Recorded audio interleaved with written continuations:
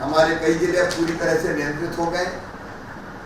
मुख्यमंत्री कोविड उपचार योजना, और मुझे बताते हुए प्रसन्नता है कि हमने कोविड उपचार योजना जो बनाई उसमें तेजी से अस्पताल प्राइवेट सम्मिलित हो रहे हैं, ताकि हम हर गरीब निम्न मध्यम वर्गीय आम जन को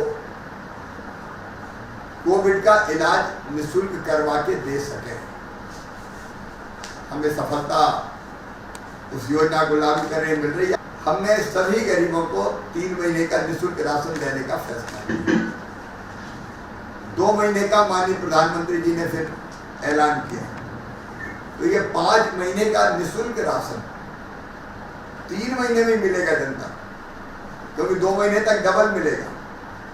5 किलो प्रति व्यक्ति हमारा, 5 किलो प्रति व्यक्ति केंद्र सरकार का। तो मैं ये मानता हूँ कि भरपूर राशन गरीब को कोविड के संकट के दौरान उपलब्ध रहेगा। उस व्यवस्था को हमको बनाना है कि ठीक से राशन लोगों को मिल जाए। तो अपने अपने जिलों में आप भी उसका पर्यवेक्षण करेंगे। और कोई कठिनाई आ रही है, स्टोरेज की कठिनाई बीच में आई थी कि दुकानों में रखने की जगह कम है, इतना इकट्ठा कहाँ से देंगे, तो उसका भी रास्ता निकाला कि दूसरे जो शासकीय भवन में वहाँ ले जाकर रख देंगे। बार बार जनता को परेशान ना होना पड़े, एक बार में हम राशन दे दें। कुछ जगह से कठिनाइयाँ हमारे पास आई, उनका समाधान हमें करना है। अभी जिन मंत्रियों के पास जिन जिलों का व्यवहार है वो इसकी समीक्षा जरूर कर लें कि गरीब को राशन मिलने में कोई दिक्कत ना आए। हमने ये तय किया कि पात्रता पर्ची नहीं भी है, आधार कार्ड से लिंक नहीं है गरीब को। उसमें कई हमने श्रेणियां जोड़ी है। भवन निर्माण कर्मकार मंडल के अंतर्गत पंजीकृत श्रमिक, उनको भी देना है। भूमिहीन खेतीहर मजदूर मुख्यमंत्री मजदूर सुरक्षा योजना के अंतर्गत, और उन पर आश्रित परिवार, उनको भी देना है। फिर साइकिल रिक्शा चालक, हाथ ठेला चालक और उनके आश्रित, उनको भी देना है। सामाजिक सुरक्षा पेंशन जिनको मिल रही है उनको और उनके आश्रित परिवारों को देना है। अनाथ आश्रम, निराश्रित, विकलांग आश्रम में निवासित बच्चे, वृद्धाश्रमों में सब जगह निःशुल्क देना है। जितनी झाड़ू पोछा बर्तनबाजी हमारी बहनें, सबको देना है। जितने स्ट्रीट वेंडर है, फेरी वाले, 1000 रुपया उनके खाते में भी शहरी डालें, ग्रामीण क्षेत्र में डालेंगे।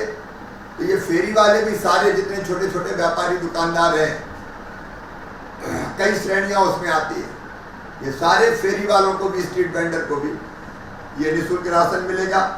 वनाधिकार के पट्टेधारी, रेलवे में पंजीकृत कुली, हम्माल, तुलावती, जो मंडियों में हम्माली का काम करते हैं, बंद पड़ी मिलों के मजदूर, बीड़ी श्रमिक कल्याण निधि के अंतर्गत आने वाले बीड़ी श्रमिक, सभी भूमिहीन कोटवार, पंजीकृत बुनकर, शिल्पी, बाल काटने वाले हमारे केश शिल्पी, फिर हमारे सभी अनुसूचित जाति जनजाति के परिवार, मछुआ सहकारी समितियों के अंतर्गत आने वाले परिवार, प्राकृतिक आपदा में जिनकी फसलें नष्ट हो गई हो 50% से ज़्यादा, वो सारे के सारे किसान, फिर ड्राइवर, गाड़ियों के ड्राइवर के साथ साथ कंडक्टर, और ड्राइवर अगर है तो ट्रक के भी ड्राइवर हो, चाहे ऑटो के ड्राइवर हो, मैंने पहले कहा उन सबको, फिर विमुक्त, घुमक्कड़, अर्धघुमक्कड़ जातियों के परिवार, इन सबको निःशुल्क राशन देना है। ये आपकी जानकारी के लिए आपको और भेज दिया जाएगा।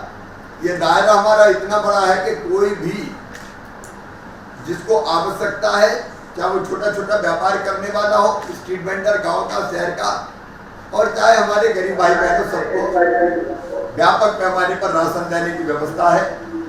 तो इसकी आप लोग में सब अपने अपने जिले में चिंता कर लें। उसमें अब वो थंब इम्प्रेशन की जरूरत नहीं है कोविड के कारण, उसकी भी छूट दी है।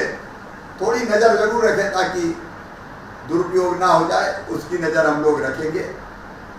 एक चीज़ और है कि अभी ब्लैक फंगस के इन्फेक्शन की कुछ खबरें आई है, कोविड के पेशेंट जो ठीक हुए हैं, हमने उसके लिए भी निर्देशित किया है एक कमेटी बना के उनके उपचार की व्यवस्था, संपूर्ण रूप से हम कर, क्योंकि वो परेशानियों से जूझते हैं, आँख खराब हो जाती है, बाकी भी दिक्कतें आती है, तो ये बहुत मानवीय मामला है और इसके उपचार के लिए संस्थागत व्यवस्था हम करेंगे। बड़े शहरों में ही आवश्यक है ये, तो उस पहल को भी हम कर रहे हैं और उसके साथ साथ हम लोगों ने ये भी सुनिश्चित किया है कि कोविड के उपचार के लिए और आगे तैयारी के लिए तीसरी लहर जिसमें बच्चों पे ज़्यादा असर पड़ेगा, ये बात आ रही है।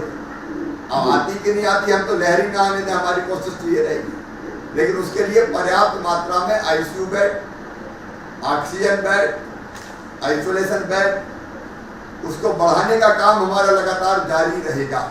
अब खुशी की बात है, अस्पतालों में बेड हम मिल रहे हैं, कहीं कोई दिक्कत नहीं है। हमारे यहाँ 4-5 दिन थोड़ा दिक्कत हुई थी, ऑक्सीजन की उपलब्धता हमारे पास पर्याप्त है, तो जहाँ जहाँ ये बेड बढ़ सकते हैं, आईसीयू बेड, ऑक्सीजन बेड, वो बढ़ाने का काम भी हमारा निरंतर जारी है ताकि उपचार की कोई दिक्कत ना रह पाए। और एक कमेटी स्पेशलिस्ट डॉक्टर्स की जो आईसीएमआर, भारत सरकार और बाकी भी विशेषज्ञों से चर्चा करके बच्चों के इलाज की हम कैसे व्यवस्था करें। अगर कोई तीसरी वेव में कोई ऐसी दिक्कत आई कि बच्चों को ज़्यादा वो होगा, तो उसके लिए अलग से वार्ड कहाँ कहाँ बनाए जा सकते हैं, क्या व्यवस्था की जा सकती है, उस पर भी युद्ध स्तर पर काम प्रारंभ किया है। इस नई आशा के साथ और विश्वास के साथ कोरोना को हराएंगे और जल्दी हम बाकी भी गतिविधियां सुचारू करके अपने प्रदेश को नॉर्मल